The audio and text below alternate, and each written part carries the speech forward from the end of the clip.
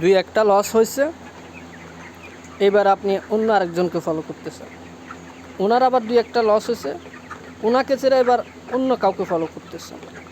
এইভাবে করে করে আপনি শুধু মেন্টর বলেন, টিচার বলেন, কিংবা আপনি যাকে ফলো করেন, একটার পর একটা বদলাইতেছেন।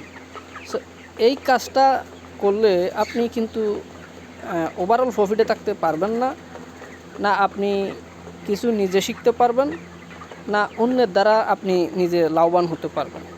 এই সেম কাজটা আমরা নিজেরাও অনেক সময় করি।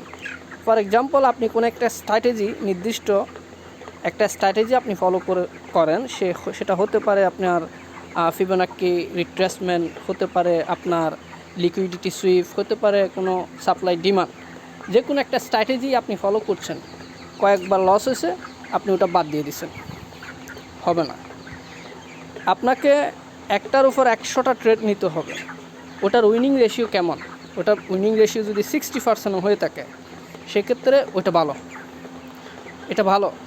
সো আপনি ওটা রিজেক্ট করবেন কেন? ওটা রিজেক্ট করতে পারবেন না। সো ওইটার উপর আপনাকে আরও প্র্যাকটিস করতে হবে, যাতে করে উইনিং রেশিওটা 60 থেকে 70%, 70 থেকে 80%, ধীরে ধীরে যত বেশি ওটার উপর আপনি প্র্যাকটিস করবেন, আপনার উইনিং রেশিওটা আরও বাড়বে।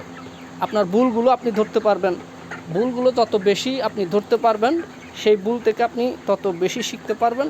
আপনার অ্যাকুরেসি কিন্তু অনেক ভালো হবে। এক পর্যায়ে গিয়ে আপনি 80 থেকে 95% পর্যন্ত অ্যাকুরেসি পাবেন। তবে আপনাকে একটার উপর প্র্যাকটিস করতে হবে। আপনি বারবার যদি স্ট্র্যাটেজি চেঞ্জ করেন, তাহলে কিন্তু কিছুই করতে পারবেন না।